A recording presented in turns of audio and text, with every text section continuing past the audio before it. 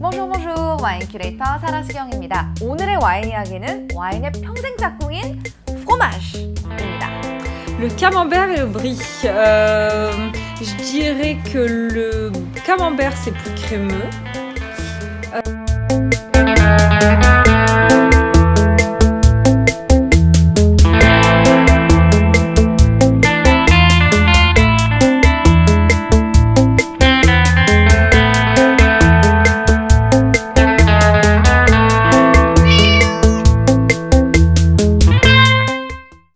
네, 오늘 와인 이야기는요, 와인이 주인공이 아닙니다.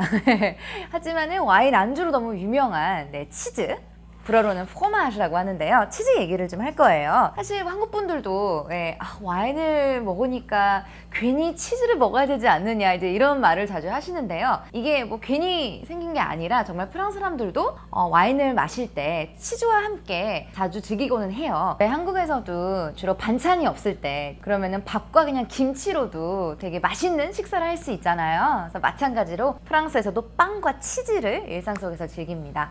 그래서 뭐 멋내려고 먹는 게 아니라 좀 가장 싸고 가장 대중적으로 알려진 게 바로 치즈입니다. 빵하고. 그래서 이렇게 자주 즐기는데, 치즈가 사실 프랑스 사람들도 얘기하는데 365일 매일 다른 치즈를 먹어도 평생 모든 치즈를 다 맛볼 수 없다라고 얘기해요. 그래서 그만큼 종류가 장난이 아닌데요. 이 부분은 사실 와인하고 되게 비슷해요. 그렇죠? 그래서 평생 동안 매일 다른 치즈와 매일 다른 와인을 즐길 수 있으세요.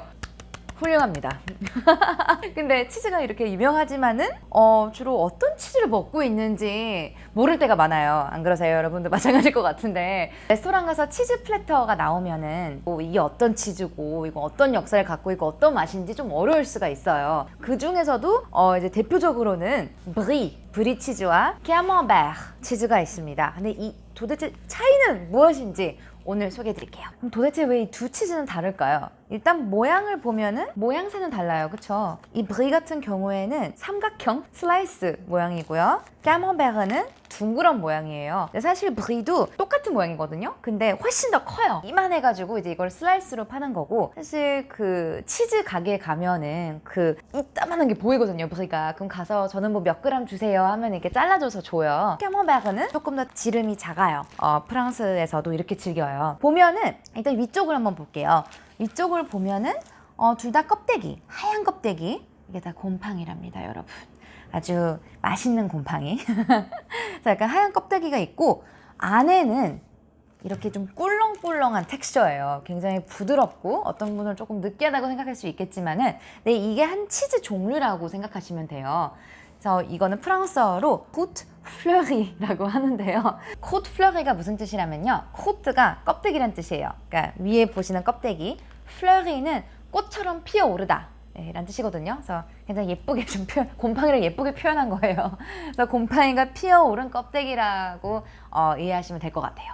그러면은 우리 이 브리부터 설명을 좀 드려볼게요. 이거는 뭐 기록상으로는 10세기 때부터 브리를 먹었다고 해요. 근데 뭐 그거는 정확한 날짜는 아니지만은 그만큼 옛날부터 치즈를 만들고 치즈를 즐긴 그런 프랑스 문화이고요. 사실 어떻게 보면은 치즈가 가난한 사람들과 그리고 정말 돈이 많은 사람들도 모두 즐길 수 있는 음식이라고 해서 좀 평등을 상징하는 음식이라고도 합니다. 브리는 원산지가 일드프랑스이에요. 일드프랑스가 프랑스 파리 아시죠? 수도죠. 파리가 포함된 지역을 일드프랑스라고 하고요.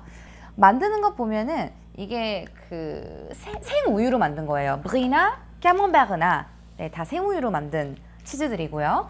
여기서 젖소 원유를 사실 16시간 동안 발효를 합니다. 둘 다, 브리나 까먼베르나. 브리 같은 경우에는 생산 초반에 젖상균을 넣어요. 그리고 넣고 나서는 그 큰 틀에다 넣어서 물을 계속 이렇게 꺼내면서 응고를 시킵니다. 그래서 둘 다 브리나 까먼베르나 이제 그런 식으로 생산 초반에는 응고를 시키고, 그리고 나서 숙성이 조금 달라요. 브리는 유산균을 한 번만 넣어주고 숙성을 한다면은 까먼베르는 5번 정도는 젖상균을 넣는다고 합니다. 그러면 훨씬 더 이제 응고 과정에서도 더 강하게 깊게 이제 오래 숙성을 하게 되는데요. 2에서 6주 정도 한다고 합니다. 이거는 그 치즈 브랜드에 따라서 조금 다른데요.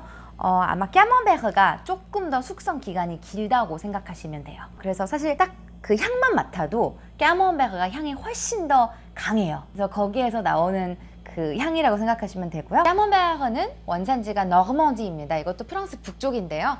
파리에서 조금 더 서쪽으로 가면은 노르망디 아시죠? 네, 노르망디가 원산지이고 너르망디에서도 한 18세기 때 그때 이제 기록을 보면은 까먼베르를 즐겼다고 합니다. 그래서 크게 얘기를 하자면은 까먼베르가 향도 더 강하고 맛도 더 강하고 그리고 까먼베르는 숙성 기간도 더 길지만은 또 크림까지 추가를 해요. 그래서 훨씬 더 크리미한 텍스처를 갖고 있습니다. 그럼 반면에 브리는 조금 더 버터 같은 그런 부드러움도 있고 까먼베르보다는 조금 더 라이트한 향과 맛을 갖고 있어요. 치즈를 좀 테이스팅을 해볼 건데요. 데구스타시옹 드 프로마지.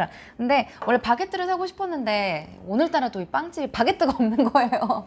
그래서 할 수 없이 빵드 껌빠니를 갖고 왔는데 이것도 맛있어요. 이걸 이렇게 자르시지 마시고 그대로 먹으면 되거든요. 저 보여드릴게요. 자, 치즈를 요렇게 해서 요렇게 뜯으면 돼요.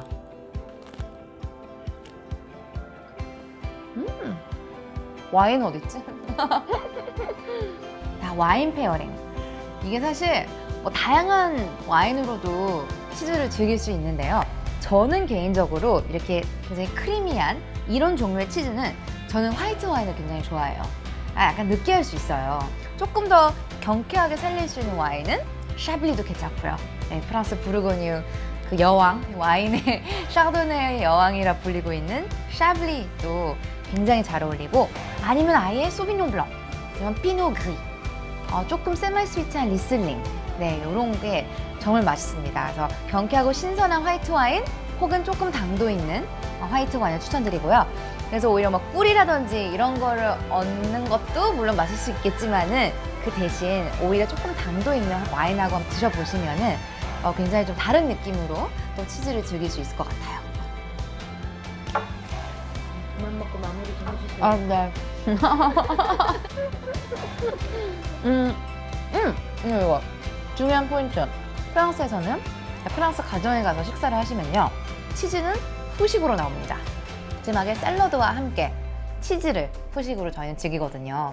그래서 여러분도 홈파티 하실 때 아페로 한번 가져보시고 그리고 후식으로 이렇게 치즈와 빵 즐겨보시면 좀 너무 좋은 홈파티가 되실 것 같아요. 오늘은 와인이 없는 와인 이야기 치즈로 한번 풀어봤고요.